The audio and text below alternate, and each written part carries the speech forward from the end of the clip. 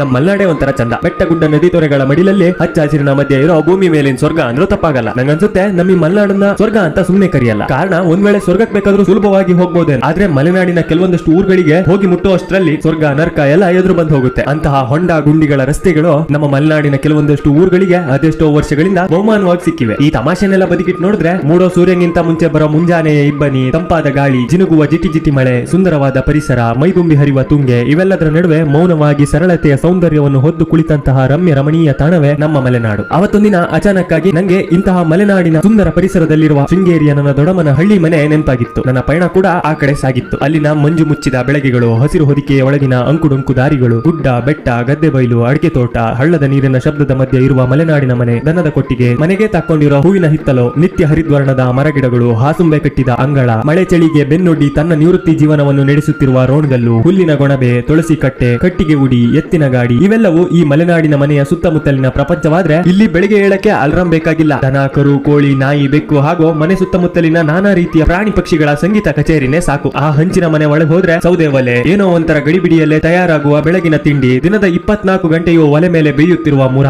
ಎಂದೋ ಗೋಡೆಗೆ ಹೊಡೆದ ಮಳೆಯಲ್ಲಿ ನೇತು ಬಿದ್ದ ಸೊಸೈಟಿ ಬ್ಯಾಂಕುಗಳ ಕ್ಯಾಲೆಂಡರ್ಗಳು, ಅಪರೂಪಕ್ಕೊಮ್ಮೆ ನೋಡುವ ಗಡಿಯಾರ, ಸದಾ ಭಯ ಭಕ್ತಿಯಿಂದ ಪೂಜೆಗೊಳ್ಳುವ ದೇವರ ಫೋಟೋಗಳು, ಒಂದು ಕೆಲಸ ಮುಗಿದು ಸುಧಾರಿಸಿಕೊಳ್ಳೋದ್ರೊಳಗೆ ಎದುರುಗೊಳ್ಳುವ ಮತ್ತೊಂದು ಕೆಲಸ, ಇವೆಲ್ಲದರ ನಡುವೆ ಆತ್ಮೀಯತೆಯಿಂದ ಕರೆದು ಮಾತನಾಡಿಸುವ ಮುಗ್ಧ ಮನಸ್ಸಿನ ಮುಖಗಳು ಹಾಗೂ ಅವರ ಸರಳ ಜೀವನ. ಒಂದ್ ರೀತಿಲಿ ಪಟ್ಟಣದಲ್ಲಿ ಎಲ್ಲವೂ ಬೆರಳಂಚಲೆ ಸಿಕ್ಕರೂ ಕೂಡ ಅದೆಷ್ಟೋ ಜನರಿಗೆ ಇಂತಹ ಹಳ್ಳಿಗಳು ಕೊಡುವ ನೆಮ್ಮದಿ ನಗರದಲ್ಲಿ ಯಾಕಿಲ್ಲ ಎಂಬ ಪ್ರಶ್ನೆ ಮೂಡುತ್ತೆ. ಹಾಗಂತ ಇಷ್ಟೆಲ್ಲ ಮನಸ್ಸಿಗೆ ಹತ್ರವಾದ ಸುಂದರ ಸ್ಥಿತಿಯಲ್ಲಿ ಮಲೆನಾಡಿಗರು ಕ್ಷಣ ಕ್ಷಣದಲ್ಲೂ ನೆಮ್ಮದಿಯಾಗಿದ್ದಾರಾ? ಖಂಡಿತ ಇಲ್ಲ. ನಮ್ಮೂರಲ್ಲೊಂದು ಮಾತಿದೆ, ದೂರದ ಗುಡ್ಡ ಕಣ್ಣಿಗೆ ನುಣ್ಣಗೆ ಅಂತ. ಹಾಗೆ ಮಲೆನಾಡಿಗರಿಗೂ ತಮ್ಮದೇ ಆದ ಮನಸ್ಸಿನ ದುಗಡತೆಗಳು ಸದಾ ಬೆಂಬಿಡದೆ ಕಾಡ್ತಿರುತ್ತವೆ. ಆದ್ರೂ ಈ ಎಲ್ಲಾ ಕಷ್ಟ ಸುಖಗಳ ನಡುವೆ ಅದೇನೇ ಆದ್ರೂ ಧೃತಿಗೆಡದೆ ಮಲೆನಾಡಿಗರು ಆನೆ ಕಷ್ಟ ಆನೆಗೆ, ಇರುವೆ ಕಷ್ಟ ಇರುವೆಗೆ ಅಂತ ತಮ್ಮನ್ನು ತಾವೇ ಸಮಾಧಾನ ಪಡಿಸಿಕೊಂಡು ತಮ್ಮ ಪಾಡಿಗೆ ತಾವು ಈ ಹಸಿರು ಸ್ವರ್ಗದ ವಾಸ್ತವ ಜಗತ್ತಿನಲ್ಲಿ ಕಣ್ಣು ಕಟ್ಟುವ ಕಷ್ಟಗಳ ನಡುವೆ ನಗುನಗುತ್ತಾ ಜೀವಿಸುತ್ತಿದ್ದಾರೆ. ಸರಿ, ಹಾಗಾದ್ರೆ ಫಾಲೋ ಮಾಡ್ಕೊಂಡು ಸಪೋರ್ಟ್ ಮಾಡಿ. ನಾನು ನಿಮ್ಗೆ ಇನ್ನೊಂದು ವಿಡಿಯೋದಲ್ಲಿ ಮತ್ತೊಂದು ವಿಷಯದೊಂದಿಗೆ ಸಿಗ್ತೀನಿ. ಅಲ್ಲಿವರೆಗೂ ನಮಸ್ಕಾರ.